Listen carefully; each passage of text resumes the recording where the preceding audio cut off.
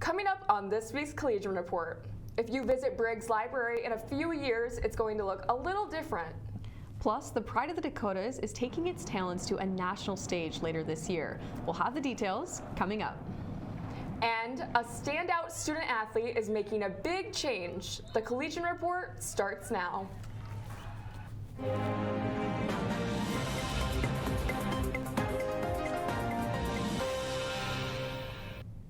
Welcome back to the Collegian Report. I'm Annie Witt. And I'm Ella Stiefvater. One of campus's most used buildings is getting a new look. Officials are in the planning stages of a multi-million-dollar renovation that would turn the Briggs Library into an academic hub for the entire university. The total cost is looking to be around $33.5 million. A major part of the renovation is the merge of the Wintrode Student Success Center, McFadden Math Center, the Testing Center, TRIO programs, the IT Help Desk, Wagner Tutoring, and first-year advising. The renovation is part of the first phase of a campus master plan developed last spring. A start date for the project has not been set.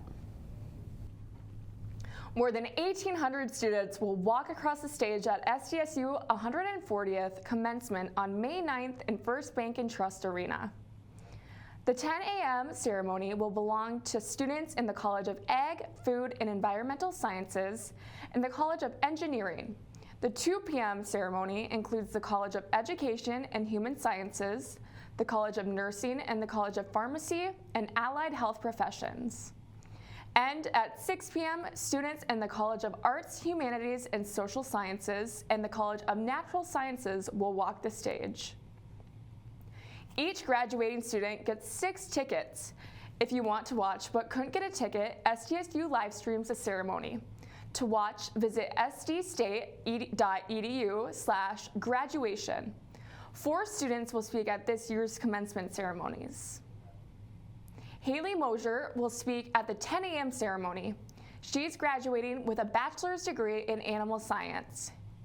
Hannah Moret, an elementary education major, will speak at the 2 p.m. ceremony.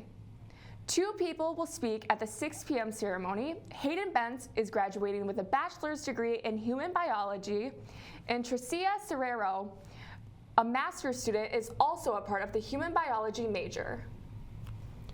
The Pride of the Dakotas will be celebrating Turkey Day in the Windy City.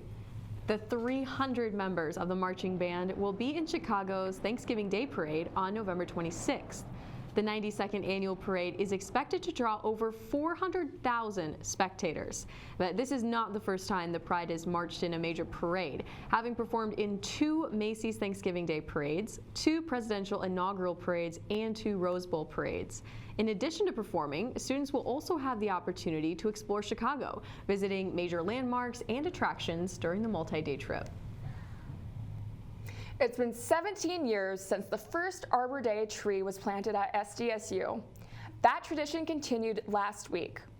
About a dozen trees were planted between Brown and Ben Rifle Halls last Thursday to celebrate Arbor Day. The Horticulture Club and the Residential Housing Association hosted the event. Arbor Day is a national holiday to honor trees and their importance to our planet. Tanner Aiken, project manager and SDSU horticulturist, says the event is an opportunity to educate. And so it's kind of an awareness event. This year we talked about American elm, right? And kind of its history and some of the challenges with it. In the past, we've talked about species diversity. You know, it's a good time to bring up like current topics. About 85 trees were planted on campus this year. You can read more about this event on sdsucollegian.com. Well, the school year is coming to an end and students are packing up and leaving campus. If you live in the residence halls, there are a few things you should know. On-campus residential halls will officially close on Friday, May 8th at 7 p.m. You should schedule a checkout time through the housing portal at least 36 hours before you leave. After you check out, your access to your hall will be disabled. If you plan to stay longer than May 8th, the late stay and summer housing applications on the housing portal were due Tuesday, April 28th. Coming up, a key role for one of SDSU's biggest events has a new face. Taylor Tennant will tell you who's helping lead Little International on the Jackrabbit Ag Report. And still to come, see who will be making a debut for a new team next season. The Collegian is SDSU's student-run newspaper. For 140 years, the Collegian has provided students, faculty, and staff with everything they need to know. You can pick up an issue on Wednesdays at locations all around Brookings or view it online at sdsucollegian.com.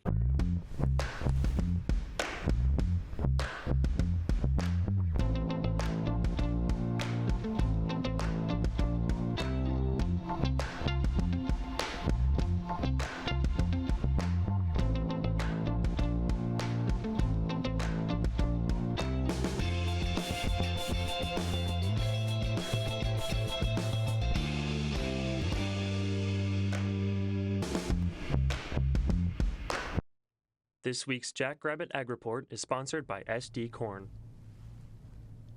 Welcome back to the Jackrabbit Ag Report. I'm Taylor Tennant. One of SDSU's oldest events has a new assistant manager. Zach Connor will work alongside General Manager Brandon Gangler as they lead the 104th Little Eye.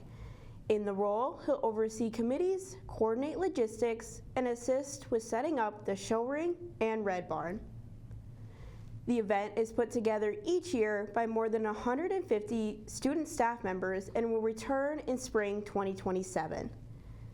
The Animal Science Arena is the place you want to be tomorrow if you want to catch the horse unit's annual sale. About 10 horses will be sold, mostly yearlings and 2-year-olds raised at the university's equine teaching facility. All of the horses have been used in student training programs and are registered with the American Quarter Horse Association. The sale starts at 1:30 p.m., but you can view them earlier in the day from 10 a.m. to noon. You can find more information on the SDSU Equine Program page. Thanks, Taylor. That's so exciting that a big event is coming up tomorrow, but we have an even bigger event coming up on Saturday. Yes, well, next Saturday, graduation, which is coming up way faster than I think a lot of us expected, especially as seniors. And we're hoping for good weather that day. We have Willem Lim with our forecast. Thanks, Annie.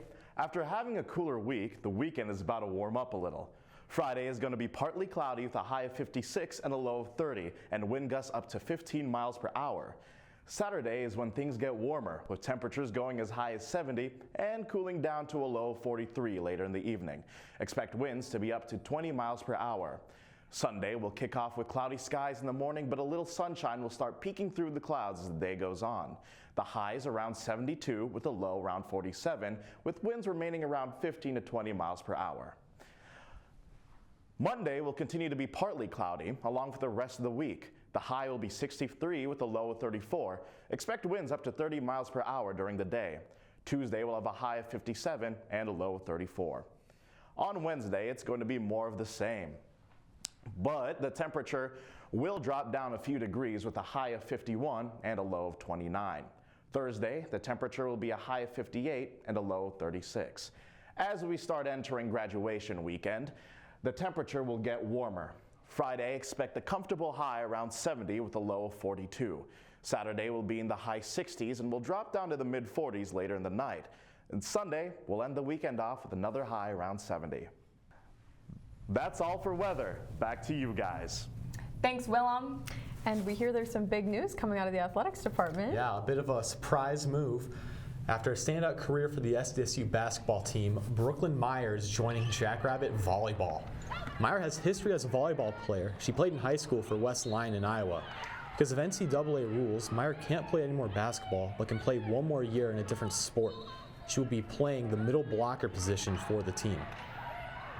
Last week was the 2026 NFL Draft. And this year, former Jackrabbit Evan Bierston was drafted. He was selected by the Baltimore Ravens with the 253rd overall pick. While only one Jackrabbit was drafted, plenty others were either signed or invited to minicamps. Some of these players include Mark Gronowski, Tucker Large, Alex Bullock, and Julius Loffridge. Before Bierston, the most recent Jackrabbit draftee was in 2024. Both Isaiah Davis and Mason McCormick were drafted, Davis in the 5th and McCormick in the 4th round. College basketball teams undergo change every season, and SDSU will have their fair share as well. Two key starters in Damon Wilkinson and Kalen Gary have officially entered the transfer portal. Their combined point average per game was around 25. Total rebounds were over 10.5 per game. Wilkinson has already found a landing spot. He announced Thursday on social media he is going to play Nebraska with the Cornhuskers. Gary has not announced a decision yet. The team also added NAIA Player of the Year Jesse Van Kalsbeek. During his tenure at Northwestern College, he averaged nearly 28 points a game and 12.4 rebounds per game. SDSU baseball put up a great offensive performance Wednesday, beating Minnesota Morris 19-1.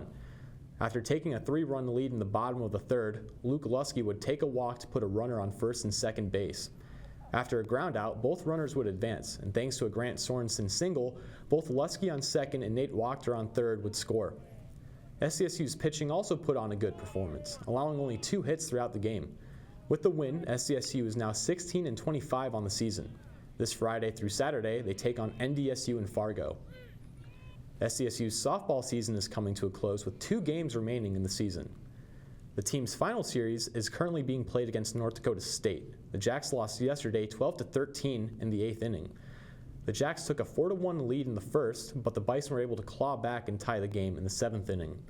SDSU scored a run in the 8th, but NDSU pulled ahead and won the game.